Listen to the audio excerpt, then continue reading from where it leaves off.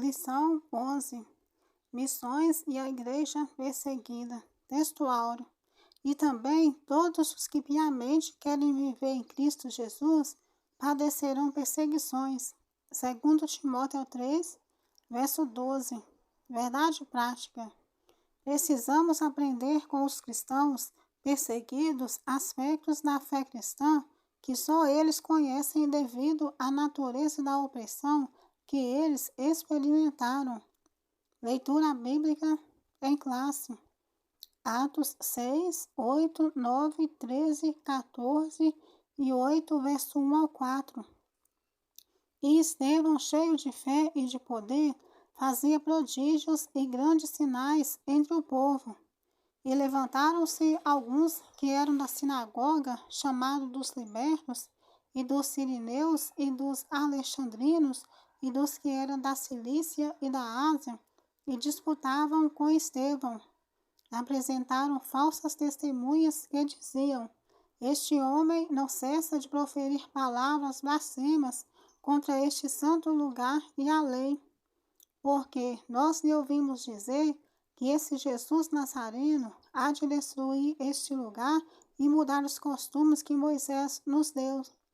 E também Saulo consentiu na morte dele, e fez-se naquele dia uma grande perseguição contra a igreja que estava em Jerusalém. E todos foram dispersos pelas terras da Judeia e da Samaria, exceto os apóstolos.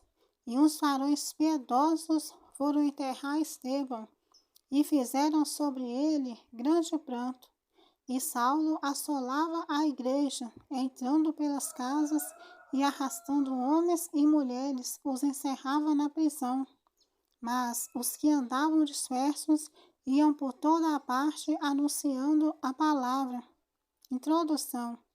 A perseguição contra cristão é uma realidade. Aproximadamente mais de 360 milhões de cristãos no mundo sofrem com algum tipo de perseguição por expressar a sua fé em Jesus. Muitas vezes, a obra missionária é realizada num contexto de perseguição religiosa, política e cultural.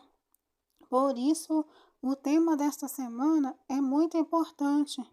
Veremos como a Igreja do Novo Testamento lidou com esse desafio.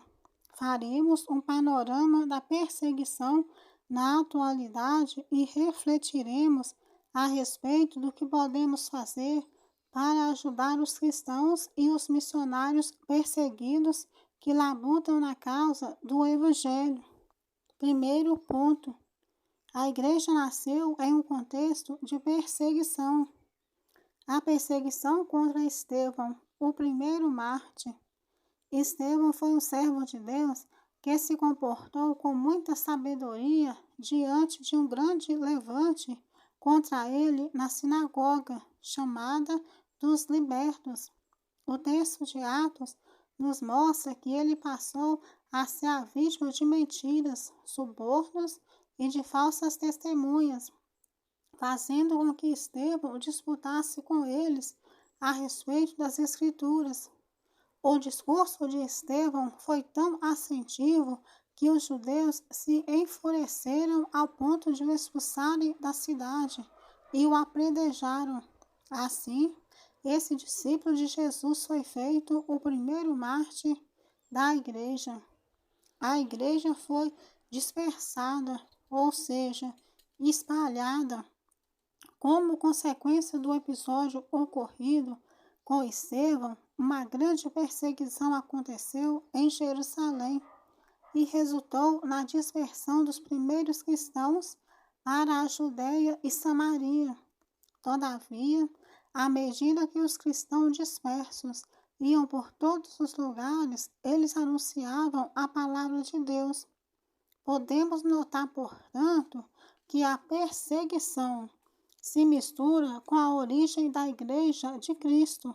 Os primeiros cristãos viveram a realidade que não é tão distante de muitos outros em outro século. A perseguição cristã é uma realidade.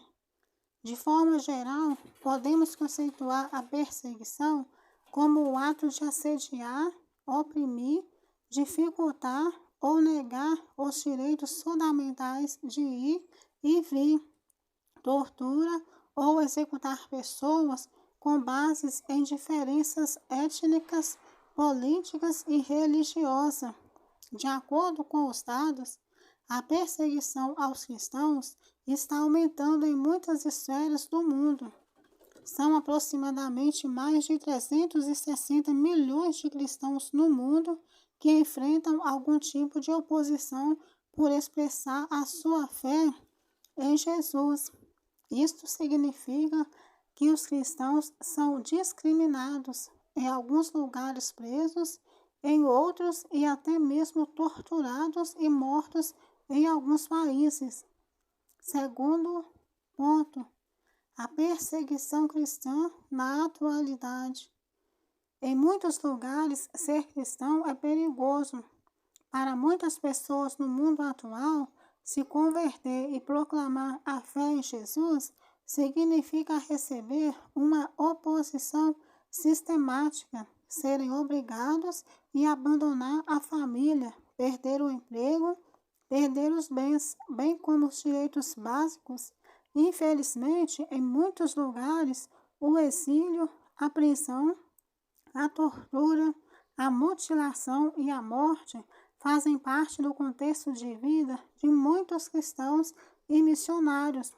Por isso, deveríamos ser gratos a Deus pela liberdade que desfrutamos ainda em nosso país e, ao mesmo tempo, estar vigilantes com algumas ideologias e movimentos políticos que buscam sorrateiramente enfraquecer a influência da Igreja em nome de um verniz de neutralidade religiosa.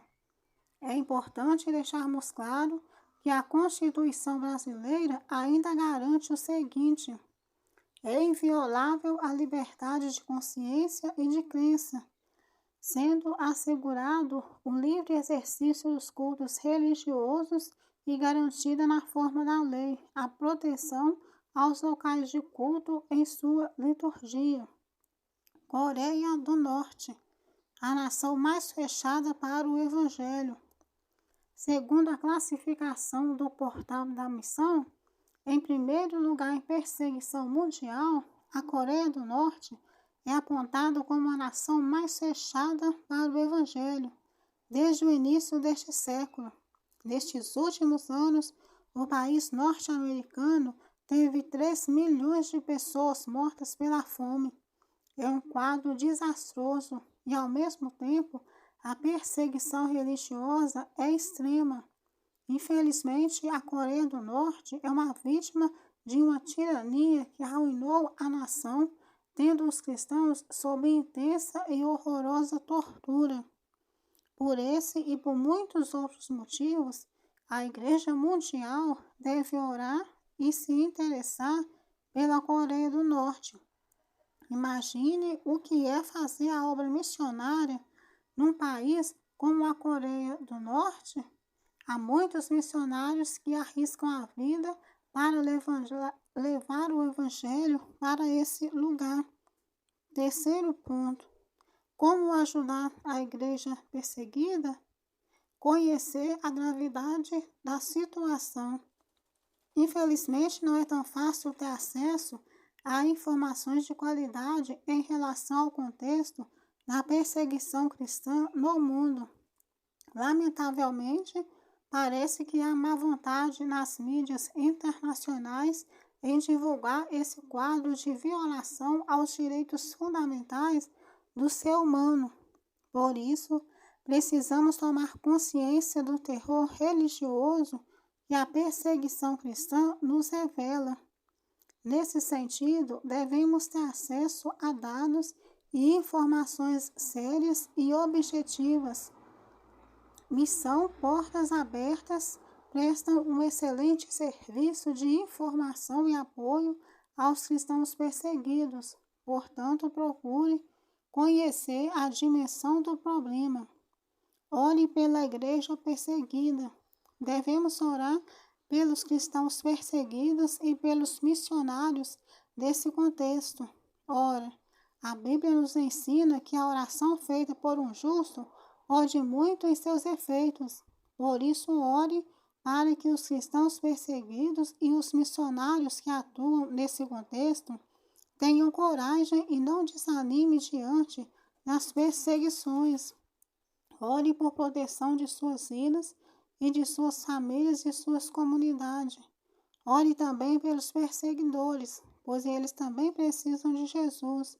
Ore para que se arrependam e se convertam ao Evangelho, como ocorreu com o apóstolo Paulo. Se envolva com a causa da igreja perseguida. Quando nos dispomos a orar pelos cristãos perseguidos, já começamos a nos envolver com a causa da igreja perseguida. Naturalmente, ficamos mais sensíveis a obedecer à voz do Espírito Santo. Pode ser que ele nos chame a atuar de maneira mais efetiva e diretiva com a causa dos crentes perseguidos. Sem dúvida, o contato com os testemunhos de cristãos que resistem em fé diante de um governo opressor é muito poderoso para nos tirar da zona de conforto e nos desafiar a viver o Evangelho de maneira mais empenhada e compromissada. As histórias dos cristãos perseguidos revelam uma dimensão de fé que muitos cristãos atuais, principalmente no Ocidente, desconhecem. Conclusão: infelizmente, há lugares em que cristãos são mortos por causa de sua fé em Jesus. Isso mesmo, em pleno século XXI, pessoas são mortas por causa de Jesus em nome de ideologias satânicas que se sentem ameaçados com o fundamento da fé cristã. Oremos pelos nossos irmãos perseguidos.